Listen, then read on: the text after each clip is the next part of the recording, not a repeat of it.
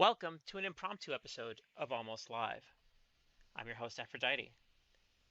This story oddly connects with the episode that just dropped about driver's licenses in two ways. One, it's about driving, but two, I shared this story at SeaTac at that same time, almost immediately after talking to the woman in the red vest.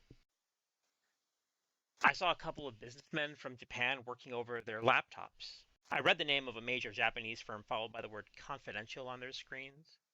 I thought about something I did 2 days ago that would strike most people as odd. I said, in my best Japanese, good morning in that language, ohayo gozaimasu. Their eyes perked up at this odd chick in black. I said sadly I knew little Japanese but wanted to visit their home country, be it experiencing the chaos of Shinjuku, the amazing nightlife of Kyoto, or even chilling in an onsen in Sapporo. They all nodded that these sounded like good ideas. Then I said something utterly incredulous, that 2 days prior, I had driven from my home in Vancouver to Japan. It doesn't take a rocket surgeon to realize how absurd that claim is. Besides there being an ocean, last time I checked, between Japan and North America, Japan is a string of islands. The idea of driving there in less than an hour, much less than 1 day? Then I explained what I meant. At the University of British Columbia is the Nitobe Memorial Garden. It's widely considered the most authentic Japanese gardens one can find outside of Nippon. The gardeners were working with imported traditional tools. The trees were perfectly manicured to not look like they were manicured at all. The footpaths had small gravel that crushed underfoot. The trees and bushes were a variety of plant species, from small maple bushes to massive redwoods. A fly agaric mushroom sprouted from the green carpet covering the soil, a sea of grass morphing into moss, morphing to grass again. Two waterfalls, one fast, one slow, were in the distance, washing rocks with their flows. Even though the occasional engine rumble could be heard, it's a peaceful oasis. It shifts its appearance with the seasons. As autumn was starting at the time, the maple leaves were turning gold and brown. Gardeners were tilling the soil without disturbing that delicate moss and grass carpet. My description evoked some emotion. None of that explains, though, I said, why I claimed I was in Japan. I'm nowhere near qualified to make that kind of bold statement. But there was someone who was.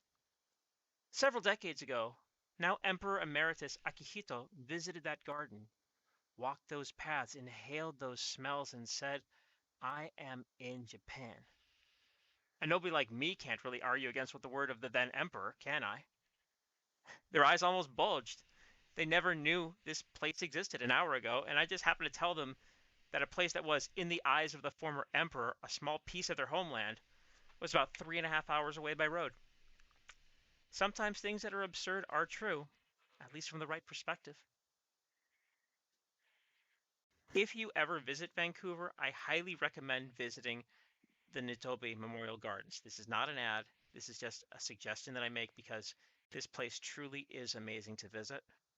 I like visiting there at least once a season just for that oasis of calm that you don't expect, especially because of its amazing provenance.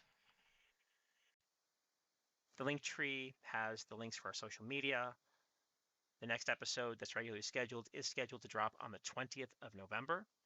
If you hear this before the 19th, feel free to join me on Twitch for Bad Idea Saturday. That challenge is going to be 6 games, 1 deck. I will be attempting to play 6 video games I have never touched before on a Steam Deck.